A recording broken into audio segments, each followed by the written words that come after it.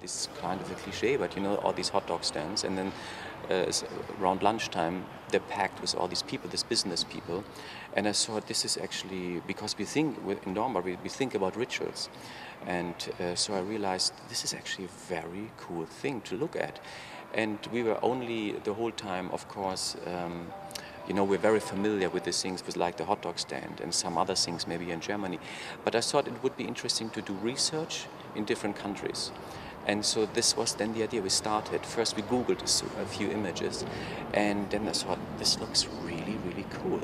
And when I've seen the grill we got from Uganda, it looked directly like the ready-made from Marcel Duchamp to me. And I thought, if you collect a few pieces from different countries, these kind of street food units, and we put them in a space, not necessarily on a plinth, but on a space where people, like, you know, walking through galleries, they have a certain eye, because you know it's as well a ritual. You know, when you go in a church, you behave different when you go in a gallery space.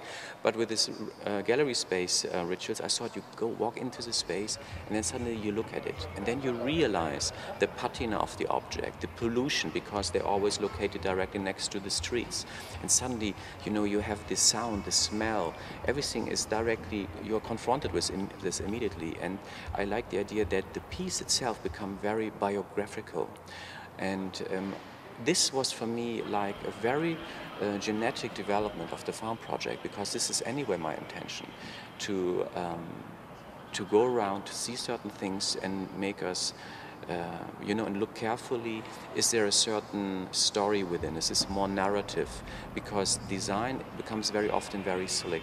And I thought for the kitchen, I think the slickness part takes away from the real beauty of cooking and going to the market, buying these things, you know, putting some potatoes on a wooden plate, having a cup in glass or in ceramics, and I think the richness of these different materials.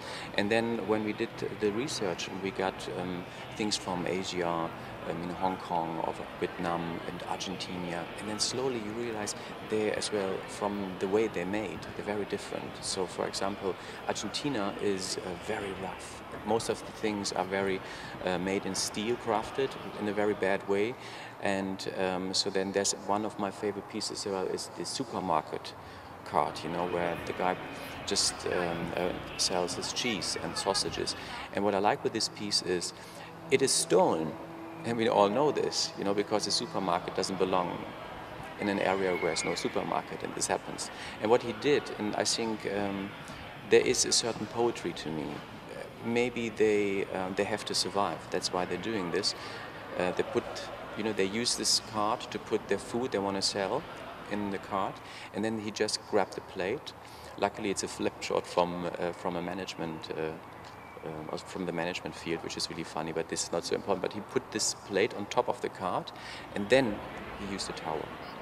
And this is the tablecloth. And I think this is within this purity of pority as well, using the tablecloth to make the sausages wrapped in a very simple foil. You know, make them look a little bit more delicate, maybe. You know, thinking about the ritual of selling. And when you think these days as well, we decide quite often, are we in the mood, or if we are able to walk and have dinner or lunch in a restaurant where they use tablecloth or without tablecloth, because this is as well a kind of a code, and most of the time the tablecloth tells you immediately it's a little bit more expensive.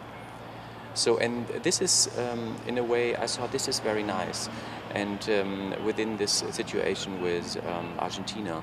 And then when I move on to Vietnam, you have these more like very archaic shapes, and the materials is more earthy, you know, so they have this huge terracotta pot where they burn their, or cook and boil their chickens. And then of course you have some terracotta plates around and some ceramics with wonderful curry there and salt and pepper. Then they have special oils and all the little ingredients they need to make a nice dish. And this looks completely different than Argentina. And as well the scale you put on your shoulder and carry it. And then when you see the way it's done, it's all made nature materials. Crocheted somehow, and then even when they sell you rice, it's wrapped again, you know, in a little leaf, and then with a cord around. And you see, it is actually, because when I just look at it right now at the scale, it reminds me of the bags from Hermes. They have a special stitching, you know. And this happened to me as well when I was thinking about the coffee wagon from Argentina. They have these huge, very cheap plastic bags, supersized in red and in blue striped. And I think the other season, Louis Vuitton, Marc Jacobs, they made the same bag but in a very rich material like leather. So, and there you see there's an influence between the low and the high culture, the premium products. So, and then, you know, when I look at then around, then I've seen, I thought as well very, very nice to have the boat, because we call it global street food, because this is as well the idea, global. These days everything is with a mouse click. You can get anything, you know, it's just a mouse click away. And so when we did the research, you see that the world is really coming closer, because everything is somehow reachable, maybe first in a virtual step, but then definitely you can get there. And then this phrase from the 90s came back to my mind, global village, and I thought, whoops, here we are somehow. And I thought maybe this could be maybe as well the first step, and the second project could have been the farm.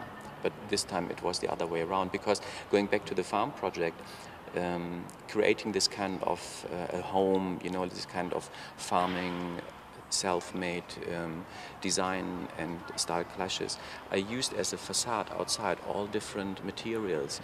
And to me it happened during a time when we were confronted with a lot of disasters, and there was, I remember this story in Stern magazine where they published all these images from the Mississippi flood. And you know, when the flood, because we like to put the things in order, you know, we try to control everything, but then when a disaster is happening, you can't control it, and then you see on the surface, in the end, you have all these rich and simple materials. And so I decided to design a grid from the outside, and every grid is filled with different materials.